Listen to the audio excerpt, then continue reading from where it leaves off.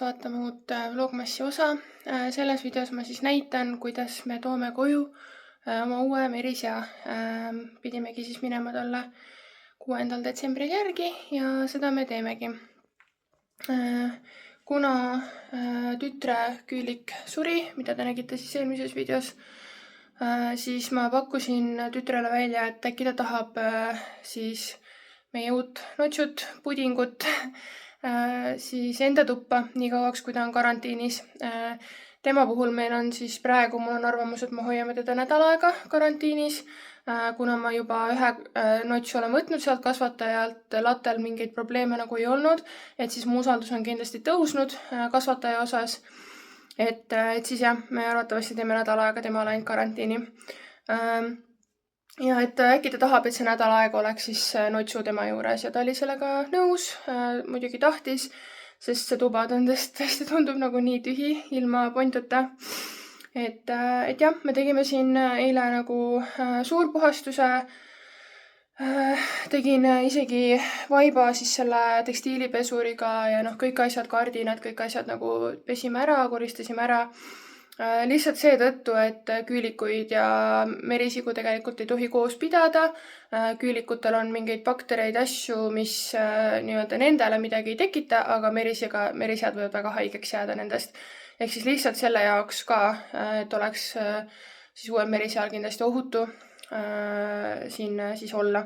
Ja ma näitan teile siis tema puuri. Praegu, kui ma seda filmin, siis on reede, me lähme talle siis homme järgi. Ja kui tuua merisiga koju, siis ongi väga oluline, et kõik oleks valmis. Et see on jällegi päris kaugel, me sõidame sinna mingi 1,5 tundi, ehk siis 1,5 tundi on ka tagasisõit. Ja et kui see sõit läbi saab, siis ma saan ta kohe siia panna, ma ei pea midagi rohkemat panema.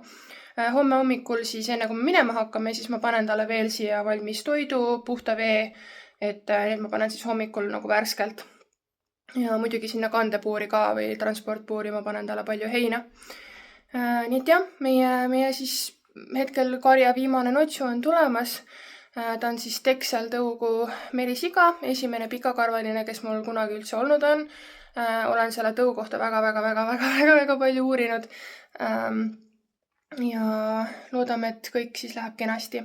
Aga ma nüüd näitan teile siis seda puuri setupit, mis ma teinud hetkel olen. Nii, need moodulid tellisin siis samast kohast, kus mul on lingid kõik koos seal, kus ma tegin oma merisigadele uue suure puuri. Need on need täpselt samad moodulid, ma tellisin neid juurde, sest me saame pärast neid ka kasutada põranda ajaks. Võib-olla peaksin isegi ühe paki veel tellima, et siis saab neil nagu ohtlikud kohad ilusasti ära panna. Aga jah, tal sai täitsa siuke mõnus puur, et muidu ta oleks olnud meie toas, meie magamistoas ja siis tal oleks ainult 1x4 olnud, nagu lattel oli. Aga nüüd tema saab täitsa sellise 4x2 suurepärase puuri endale nädalaks ajaks ja panin talle siis kuubiku, tunnel alati peab olema puuris, see on nagu kindel laks ja panin siis sellise rätiku sinna ja liivakasti talle, seal on natuke ka purustatud sellist, need on lilleõied ja asjad, et ta saab käia söömas ja pärast siis siia panen joogipudeli ja siis toiduasjad ka. Et kõik tema jaoks valmis. Siin ei ole all kihtplastikut, seda ei ole tegelikult vaja, kui ta ainult nädal aega on, siis ta üksinda ei suuda, pisike notsu ta ei suuda seda niimoodi läbi pissida seda pissimatti, et sealt päriselt midagi läbi tuleks.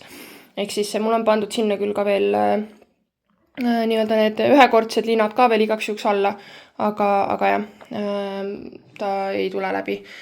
Ja see on hästi ajutine. Ja panin heina ka siia kuubiku sisse, sest et lattel oli näiteks see, et ta sõigi seal kuubiku sees ainult. Ühesõnaga nad ikka väga kardavad, eriti kui nad niimoodi üksinda peavad kuskile tulema.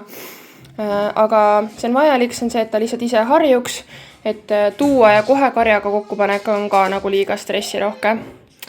Nii et jah, selline siis on see puuri setup ja lähme siis homme talle järgi.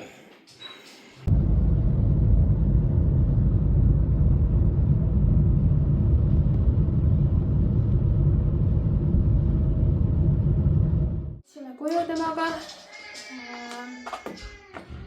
Lapsed nutavad.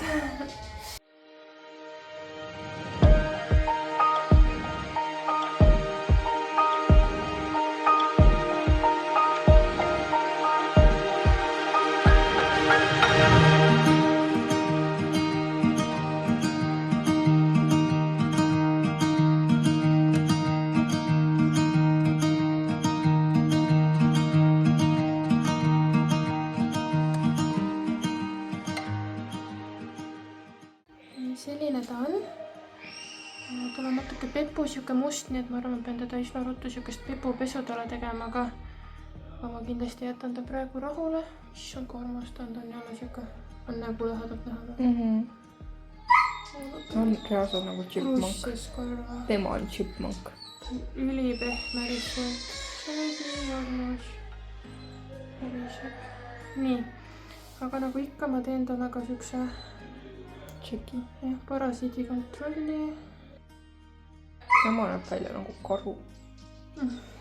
Aga ta on tõesti nagu oranžikas, nagu viskab sellist nagu... Räägib, ma ei ole hulluks läinud. See on jah, mis valguse alt sa nagu vaatad. Nii, ma vaatan ka ta hambad üle. Ja ma tean, sulle ei meeldi see.